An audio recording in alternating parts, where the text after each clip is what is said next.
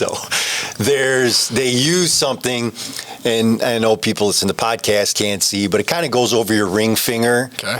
And it's a real, maybe the size of a pencil width, slightly thicker. It's thicker in the middle, kind of gets narrow at the end, and it's about the size of your hand. Okay. And so he's showing how to use this instrument, and I for life of me can't think of the name of it. So they use it by striking you in the temple. Uh-huh. Ow. Hitting you underneath the chin. Bonking you in the head. So, I mean, this thing's just evil.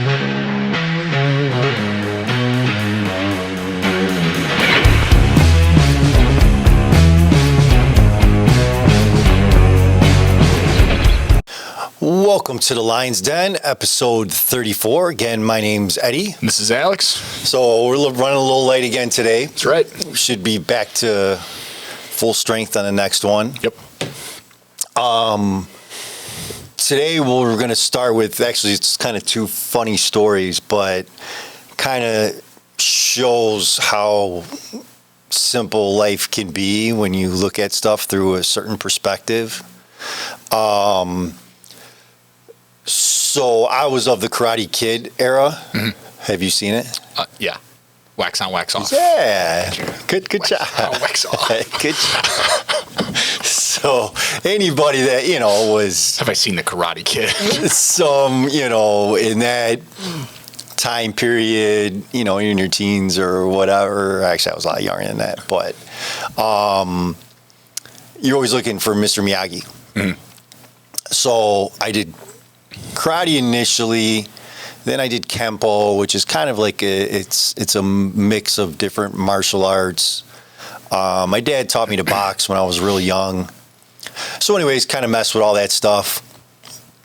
As I got older and fights actually started happening, I realized that nothing ever prepares you for getting punched in the face. Yeah, no, it's not fun. So no, wax on, wax off, karate chop, kicks, judo, any of that stuff. It just seemed, actually I think it was Tyson that said everybody has a plan going into a fight so you get punched in the face. Yep. I'm pretty positive it was Tyson. There's no more truism ever in life than that statement. No. And so, the more skirmishes I got into, the more... That's kind of what got me back into boxing, and when I started taking boxing a lot more serious, and I got away from martial arts. Mm-hmm. 'Cause I was just like, okay, you're Bruce Lee, and then you get punched in the mouth, and before you know it, all that stuff kind of goes out the window. Yeah, everything changes when you get punched in the nose, and your eyes are watering. So how do I become the best at that? Which boxing was the obvious answer to that. Right. So when you're young, it's a game. So you get in a fight and, hey, I'm going to just try use my left, or I'm going to try doing a 1-2 combination. It's all fun and games because you're honing in your craft. Yeah. As you get older, you want to get better at it. Mm-hmm. And I promise the story's going somewhere. Yeah. So Taken came out. Great movie. So I'm like, I want that. I'm at the age where I don't want to be messing around anymore. I want to break some stuff in 2 seconds and be over and done with it and go home to my life. I'm going to mess you up with a paperclip type shit. Exactly. Yeah. Yep, exactly. Yeah. So it's no longer like you want to see how long you could draw it out. You want to finish things as quickly as possible. Yeah. I got dinner to get home to. Unbeknownst to me that it's impossible to find somebody that teaches this stuff. Mm-hmm. So the guy that trained Liam is it Liam? Mm-hmm. Niels in that is like kind of like a special forces guy. Mm-hmm. But I kind of found a derivative of it, and I found a place in the city that, this guy teaches it. And he was super hard to find. So that's always good in martial arts. So the harder they are to find, the better they are. The weirder place it is, the more legit it is. And I've been to a lot of different schools. So I've been to Aikido schools, Hapkido, karate, taekwondo, all that stuff.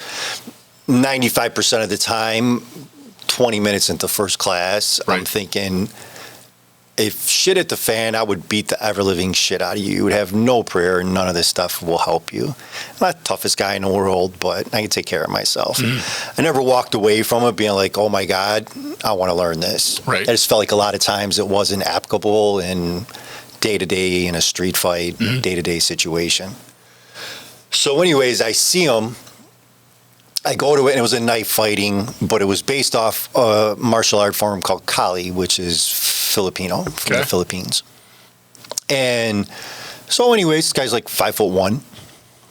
I could probably throw him through a wall pretty easily. And I'm like, oh, great. My Mr. Miyagi is 5'1". I hope he turned into Yoda on your ass. So he did. So they use something, and I know people listen to the podcast can't see, but it kind of goes over your ring finger. Okay.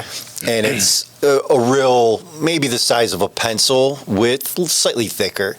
It's thicker in the middle, kind of gets narrow at the end, and it's about the size of your hand. Okay. And so he's showing how to use this instrument, and I for life of me can't think of the name of it. So they use it by striking you in the temple. Ow. Hitting you underneath the chin. Bonking you in the head. So, I mean, this thing's just evil. And it's this little teeny tiny thing. So anyways, I'm like, okay, you guys are mean. So he's showing us these different techniques. And one is you throw a punch, he comes kind of around your arm as you overthrow it, takes this mechanism and holds your skin between that and his hand and essentially pinches the ever-living shit out of you. Ouch. No, thank you. We're doing it. And, I'm pretty arrogant about it. I'm like, okay, whatever, dude.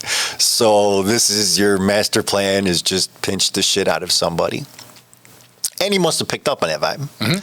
So I hope he made you swing on him. He did. Yeah. So yeah, he did it, and that shit hurt. I'm sure.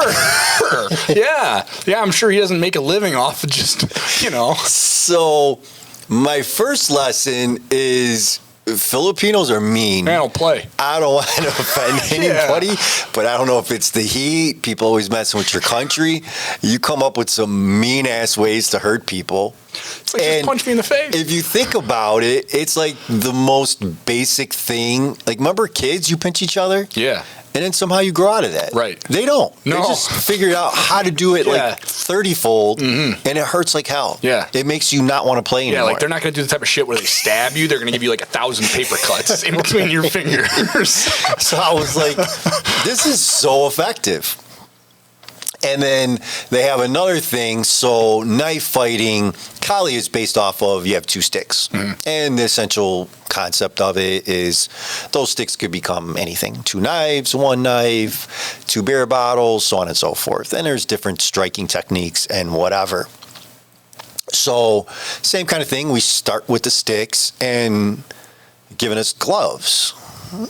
I'm like, okay, why are you giving me gloves? Why are we all putting on gloves? What are we doing with gloves? Oh, man. So they have a technique called, and this is where this is going, called defanging the snake. So defanging the snake is with the stick, whacking the ever-living shit out of your person's hands where they drop whatever they're holding. Yeah. So I could tell you it works. Yeah. I'm sure it does. So I've seen a lot of movies, and I've seen a lot of, we have Arnold Schwarzenegger, Sly, all these great guys, Jean-Claude Van Damme, all these dudes, the Karate Kid. I've never seen anybody do this shit before. John Wayne. Chuck Norris. Yeah, John Wayne never whacked a dude in his hand that pulled the gun. Boom. Yeah, I mean, it was gun in the West, baby. And so, anyways, we're doing it, and nobody could hang on to the stick. No, well, I'm sure somebody's beating the shit out of your hand. So I'm ready to, and it's not even beating them; they're just once, like wham, wham. Yeah, dude, right off the hand. I'm sure everybody drops a stick immediately. Yeah, what's the rods made out of? They're wood. Yeah, I mean, it could be anything, but they're wood, and they're just like, right. But in the instance of you getting hit, it's with a piece of wood. For sure. Got it. Okay. And the concept could be a beer bottle. It could be anything. Got it. But in that moment, it's a piece of wood. Correct. So it's going to hurt like hell. Yes. That's the point. And like, I'm almost peeing myself laughing so hard because I'm just watching. All you hear is the sticks dropping all over the room. And I'm like, this is the most simplistic, basic, common sense thing anybody could possibly think about. Yeah. It's immediately over. It hurts like hell. Sounds like it.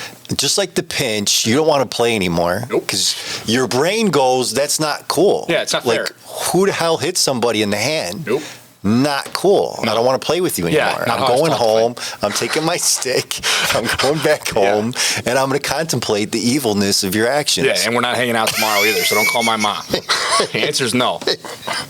And then I thought about all these different fighting forms that I studied, and don't get me wrong, there's obviously a lot more to it, but within that, in its own, it's over. Right. And I thought about how much time that so many people have put into all these different fighting techniques, and some brilliant Filipino dude was like, hey man, why don't you just whack the shit out of their hand and they're going to drop that sword or whatever else, and we're good to go. Yeah. They're going to want to go home. And when you look at our lives, so again, this technique is called defanging the snake. Right. You look it up, by the way. You'll probably laugh your ass off on YouTube. I'm sure there's videos up. How often in our lives do we overthink things, make things so much more complicated when essentially it's pretty easy? Yeah. You know, that's kind of where that long story went to. No, I mean, it's a good life lesson. I mean, mine's since definitely a lot less humorous, but I actually learned that life lesson from a guy. I hope he hears this at some point. Mr. Jimmy Womack. He was a bike builder. It's like the coolest fucking cat I'd ever seen in my life. You know, the guy was like 6'6". So I went to MMI before I started working for Harley Davidson to become a mechanic. So one of my instructors there was Mr. Jimmy Womack. Dude, 6'6". He's got jet black hair. He's got a little silver streak in it. Up and over in a pompadour, just slick tight, just cool cat, covered in tattoos. But he'd flip on a switch, right? He was that guy that, like, he commanded respect. If you didn't give it to him, he didn't have time for you. I learned a lot from him, and when you get to his class, you've already gone through a pretty big portion of the program, so you have a pretty good idea of what you're doing. Not in real-world applications, but what they're trying to teach you inside of the building. So I've got a bike on my lift, and I'm in a class that it's really no guarantee what the issue is. Obviously, the instructor has a pretty good idea. But they kind of let you just go. And I started doing all these things, and I'm running these tests, and I'm, Alex, what are you doing? Well, I'm not getting this, you know, I'm not doing that. Okay, did you check the spark plugs? No. Okay, did you check the fuel line? Is the fuel getting from the gas tank to where it needs to be? No. So Alex, let me teach you something. Customers are going to come in, and they're going to tell you all these things, and my bike did this, and my bike did that. You never skip the basic checks. Does the bike have fuel? Does it have spark? And is it getting air? And those three things, if you don't check that every single time, you're going to miss it. And I really don't even remember what was wrong with the bike. The whole point of the story that stuck with me is there's a reason that there's a simplified process, because when you overcomplicate things, you usually make the problem worse. Where if you just start and stay simple, you can solve it. So I completely agree. What I heard was you had a sling blade, ain't got no gas in it. Yes. Yeah. Yeah. And for those of you that don't know me on a personal level, I've said it before, the less popular Adam Sandler, but have a lot of sling blade in me as well. So, and a side note to that, if we ever have the pleasure of Billy Bob Thornton ever, for some reason, stumbling on our podcast, yeah, bro, I got to know if that movie was meant to be funny, Sling Blade. I just feel horrible laughing in it. It makes me cry. I laugh so hard. Yeah.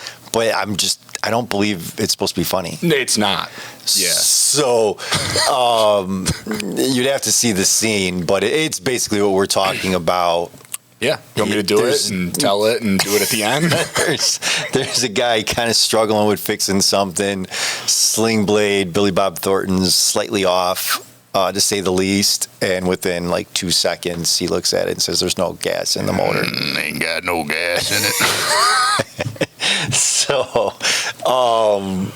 you know, and again, the whole point of talking about this is, you know, we talk to people a lot about stuff that's going on. Yeah. And, you know, let me preface, if we kept things super simple, we wouldn't have a podcast. Right. Yes. So I get it. We like to talk about things and kind of think them out and hash them out and talk them out. But, you know, a lot of times when I'm talking to people about stuff that's going on, and honestly, even in my own life, that we just so overcomplicate, but this and but that, and you know, let's say a relationship. Yeah, you know, this is horrible and that's horrible. Man, this is good, and and your brain's going, okay, I just heard about 20 horribles and one good. Yep. Ain't got no gas in it. No. Defang the snake. Time to go. I mean, that's not good averages. Right. But this and but, so that's when it becomes overcomplication. So right. Take all those buts aside. How do you feel at the end of the day? Well, I feel like this. So, like you said, ain't got no gas in it. Right. Simplify it. I simplify it, man. I mean, at some point you have to address that. Yeah. And if it's a relationship, if it's a work environment, if it's a friend, you address it, and either there's an agreement where that person, you know, and, you know, a lot of times people don't even realize. I would tell you vast majority of times where people told me what they thought someone was thinking about them is seldom ever the case. Usually I'll talk to the other party and they're like, that's not at all what I was thinking. Well, yeah. I mean, and I'm living through it right now So, in my professional life. You know, a lot of times we so overcomplicate things, and you really have to be like my little 5'1" Filipino friend. Just slap the hands, man. Crack the hand. It'll drop the weapon. Don't overcomplicate it. No. Don't overthink it. You can really get lost in the minutia of everything and really bring yourself down and get in a real dark place because you're just so overcomplicating it. Right. You know, when we talked about this in the Hurt People podcast and YouTube, you know, and people always, I get a lot, people get really pissed at me. I mean, you've experienced yourself because I've done it to you where someone will you'll complicate something. I mean, it sounds pretty easy to me. Yeah, move it's brutal. on. It's brutal. Just move on. Yeah. And people take that as me being cold or not understanding, and it's not at all. It's just when you're removed from it, I'm just defanging the snake. Right. Well, and it's not complicated for me. It's a very simplified obvious. reaction makes you ask yourself if somebody's so, like when I talk to you about it and when you do it to me, and I appreciate you saying sometimes, it's quite a bit, but when you do it to me, it's when I need it, and it's when you simplify, my brain goes to, you're not just listen to what I told you. The world's on fire. It's burning. It's falling. Well, no, I don't think it is. And when I hear that, I get pissed because you simplify, but then my brain goes to, because I know the type of person you are, why is he being so simplified on this? Well, because, shit, I'm emotional because I'm making this a big deal, and it doesn't need to be a big deal. Right. So that's the other side of it from you, because you look at it as, hey, I'm just trying to show you that it's very simple. This is how you get out. I know you can't see it, but that's the flip side of the coin for the people that are in it, is defanging the snake. There's no way it could be so simple, because if it's a relationship, all the memories, all the, well, it's all great. You'll have that forever. The reality of the situation is it's not there anymore. It's simple. And it's hard to see it when you're in it. And not only that, you know, the longer you stay in it, the more those memories fade. Right. You know, we all have X amount of time with each other, be it a friendship, relationship, whatever.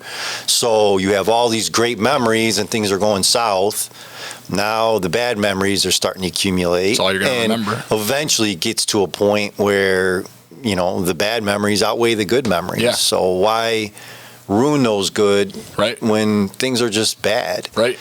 And, you know, we're never advocating like just cut and run all the time. It's not what we're saying. That wasn't the point of the hurt people podcast either. No. The point is to move forward. Right. Articulate how you feel. Have that conversation. This is bothering me. Yeah. Say it's a job. I feel underappreciated. Feel like you're not seeing my worth. Call it for what it is. And is that the case? No, it's not. You have that conversation. You hash it out, and then you move on to the next day. Right.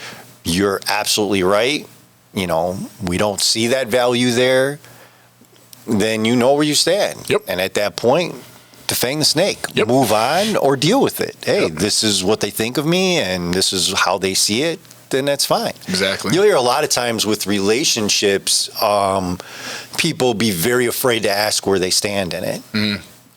Is this just us? Are you seeing other people? Right. Are we boyfriend, girlfriend? Especially nowadays. Yeah. In the hookup times where, I don't even know our relationship's a thing anymore. Kind of out of loop.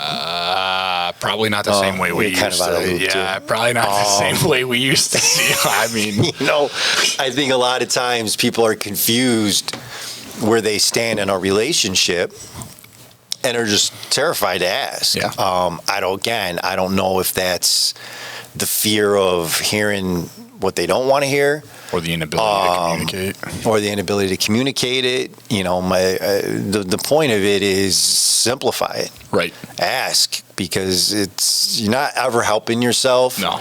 By assuming. Assuming is terrible. Assuming's brutal. Yeah. And overcomplicating it. Yeah. What we all find is we're our own worst enemy. No doubt. So when we don't ask those questions, we fill in the blanks ourselves. Right. So how does this person feel about me? Right. You're going to fill in those blanks. Yep. Well, they did this, so this tells me that. Well, they also did that. That tells me this. You're going to fill in all those blanks. And vast majority of the time, you're probably not going to be right. No. You're going to overanalyze it, look Yep. too far into it. Or even on the other side, think too highly of it. Yep. And it's not really what they meant by it. Right.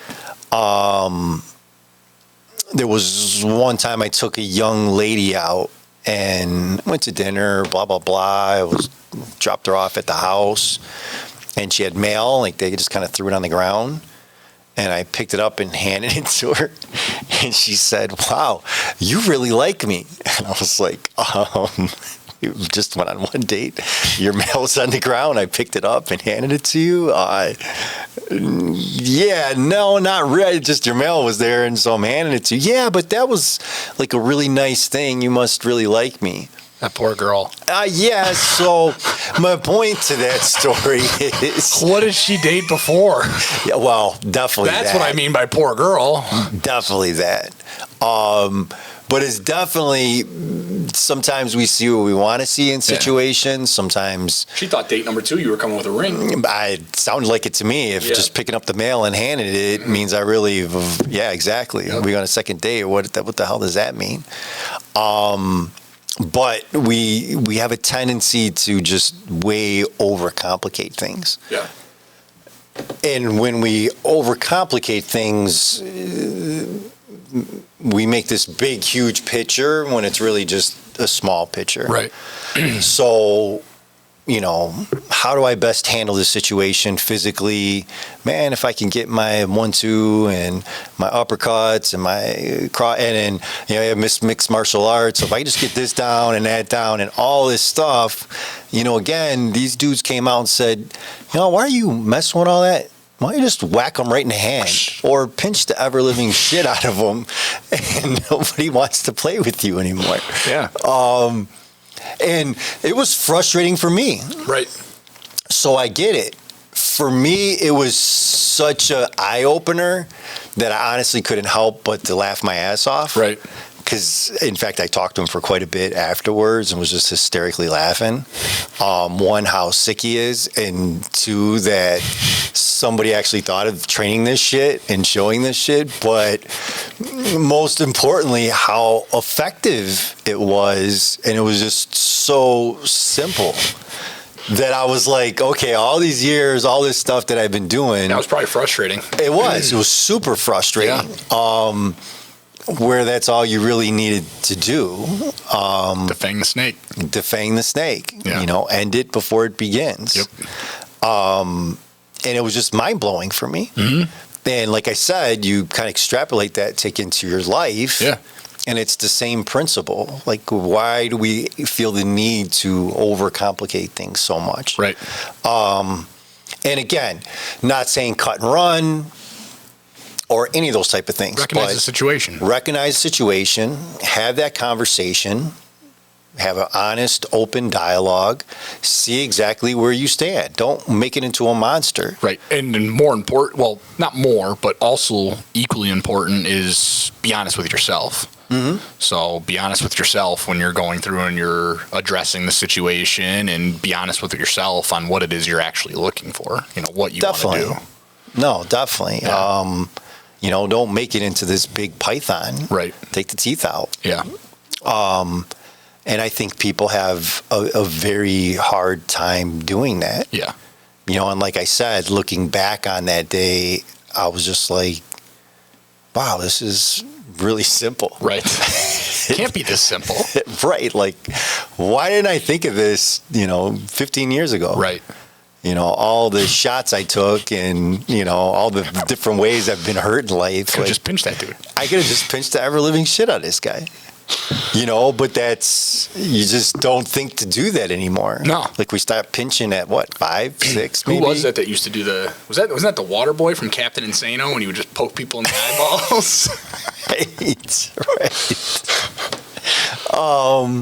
So again, I mean, it's kind of a funny roundabout way to just kind of get to the point of, the whole point of defanging the snake is keep it simple. Yeah.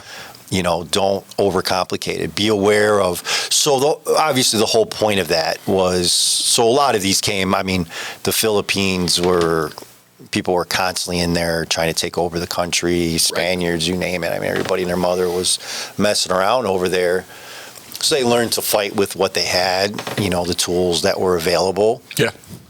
And honestly, from seeing the techniques, I think it's just, I'm not messing with this anymore. Let's just do the thing that nobody thinks we're going to do. Right. And end this shit quickly because I'm over it. Yeah, they just tell you they're not playing. Like the poor Filipino people were like, I'm not dealing with this shit anymore. No. Let's just end this quickly. Yep. So I think they saw what the overall goal was, which was obviously to defeat their enemy.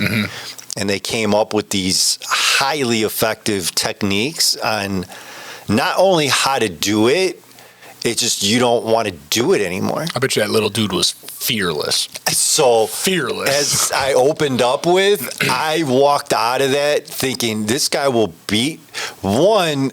I don't even want to mess with him because bare minimum, I'm getting hurt bad. Yeah. Because if he just pinched the ever-living shit out of me and that hurt to high hell, I don't want to see what else is in his repertoire. Yeah, he's going to embarrass you too while he does it. No doubt about it. Like, is he going to put like a stick of juicy fruit up my nose or up the other side? Whatever, Backflips. Who knows?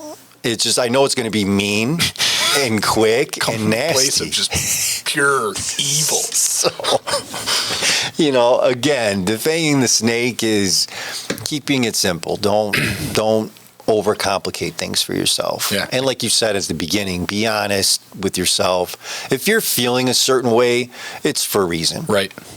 So if you're feeling underappreciated, if you're feeling like your actions aren't being reciprocated, there's a reason for that. Now, I'm not by any means saying that is necessarily because of the other person. Right. It might be your own shit. Right.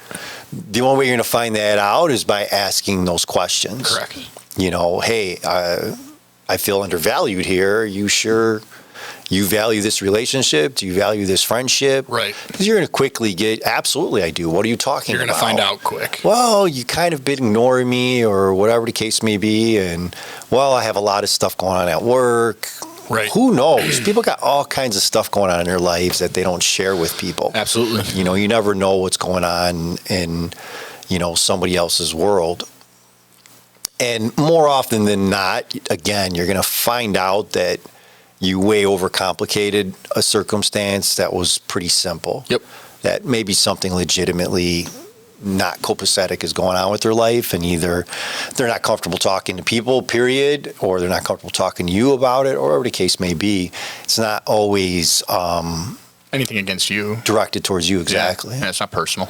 So I just replaced Mr. Miyagi with my 5'1" Filipino knife fighting instructor. That's it. Remember, my friend, next time you want to complicate things, defang the snake. That's it. Slap the hands and check the gas, baby. There you go. Yeah, make sure it's got gas. That's right. Thank you, everybody, for tuning in. Love to see you guys on the next one. Please please thank and subscribe, share, comment, all that buddies, fun tell stuff. your dogs. Billy Bob Thornton, please. Yeah. Sling Blade, comedy or not. Yeah. And I would love to know. Bro, if you're feeling extra giving this holiday season, a share would be awesome, too. Appreciate you, Billy That'll blow Bob. us up pretty quick. Appreciate you, bro. Thank you, everybody, for tuning in.